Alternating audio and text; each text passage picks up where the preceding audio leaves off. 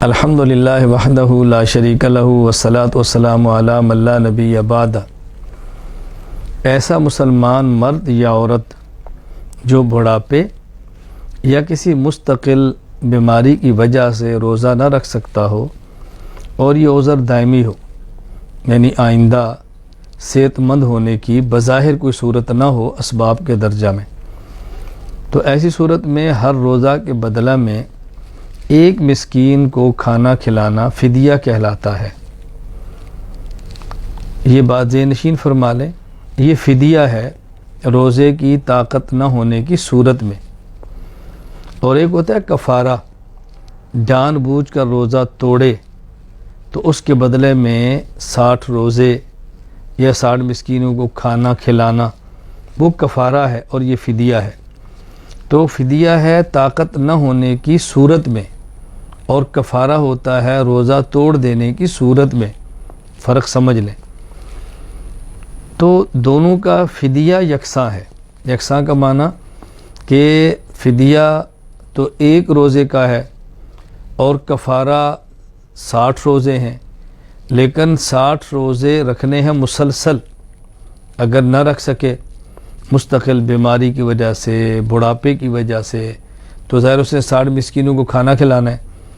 تو جو فدیہ میں ایک مسکین کا کھانا ہے یا کفارے میں ایک مسکین کا کھانا 60 کو کھلانا ہے، لیکن جو ایک کو کھلانا ہے یہ یکساں ہے، مالیت دونوں کی برابر ہے۔ یعنی ایک مسکین کو کھانا کھلانا ہے 2 وقت، صبح اور شام، یہ فدیہ ہے۔ بظاہر فدیہ ایک روزے کے بدلے میں ایک ہے، ایک مسکین کو 2 وقت کھانا کھلا دے۔ اور اگر کفارہ ہے تو ظاہر ہے 60 مسکین ہے، تو ہر مسکین کو صبح و شام 2 وقت کھانا کھلانا ہے، یا تو کھانا کھلائیں 2 وقت کا پیٹ بھر کر، اور یا کھانا کھلانے کی بجائے اجناس میں سے کوئی جنس دینا چاہیں تو جنس کون سی دیں گے؟ گندم یا کھجور یا جو یا کشمش۔ مقدار کیا ہوگی؟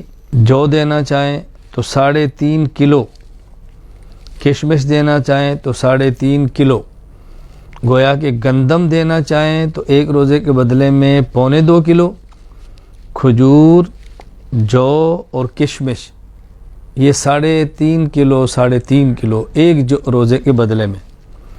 لیکن اگر کھانا بھی نہ کھلائیں، جنس بھی نہ دیں، بلکہ اس کی قیمت دیں تو پھر کتنی دیں؟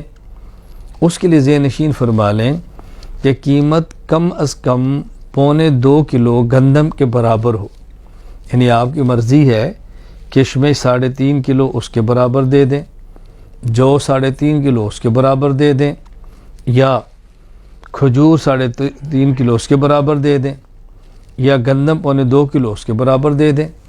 یہ میں اس لیے کہہ رہا ہوں کہ ہمارے آج کے دور میں چونکہ گندم سستی ہوتی ہے اور کھجور مہنگی ہوتی ہے عموماً، تو آپ کو پورا اختیار ہے، لیکن ہماری اپنی رائے یہ ہے، اس معاملے میں انسان کو اپنی حیثیت کا خیال کرنا چاہیے۔ اللہ تعالیٰ نے مالی وسعت عطا فرمائی ہو اور کشمش کے پیسے زیادہ ہوں تو کشمش دیں، اگر مالی وسعت اس سے کم ہے کھجور کے دیں، مالی وسعت اس سے کم ہے تو جو کے دیں، اس سے بھی کم ہے تو گندم کے دے دیں۔ مطلب یہ چاروں جنسوں میں سے جس کی مالیت سب سے زیادہ ہے وسعت والے کو وہ دینا چاہیے، اور اگر مالی وسعت کم ہے تو جس کی قیمت کم ہے وہ دیں۔ لیکن اگر وسعت والا بھی سب سے کم قیمت والی جنس یا جنس کے بدلے میں پیسے دے دے تو فدیہ یا کفارہ ادا ہو جائے گا۔ وآخر دعوانا ان الحمدللہ رب العالمین۔